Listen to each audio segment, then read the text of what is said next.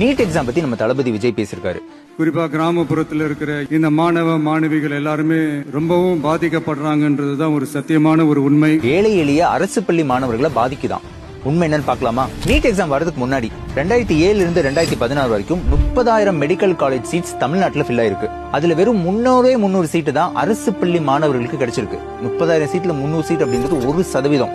அதாவது 10 வருடங்கள்ல வெறும் 300 அரசு பள்ளி மாணவர்களுக்கு தான் மெடிக்கல் காலேஜ்ல படிக்கிறதுக்கே சீட்டு கிடைச்சிருக்கு. அதுதான் நீட் வரதுக்கு முன்னாடி இந்த நிலைமை. இது பிளஸ் 2 எக்ஸாம் எழுதி நடந்தது. அப்ப பிளஸ் 2 எக்ஸாம் தூக்கிடலாமா? என்ன சார் உங்க லாஜிக்? ஸ்கூல்ல ஒழுங்கா கோச்சிங் கொடுக்கல அப்படின்னா நீட் எக்ஸாம் இருந்தாலும் சரி, பிளஸ் 2 எக்ஸாம் இருந்தாலும் சரி, இதுதான் நிலைமை. அதுக்கப்புறம் நீட் எக்ஸாம் அப்படின்றது NCERT சிலபஸ்ல இருக்கு. ஸ்டேட் போர்ட்ல படிச்ச மாணவர்கள் எப்படி நீட் எக்ஸாம் எழுத முடியும் அப்படின்றது கேட்டிருக்காரு.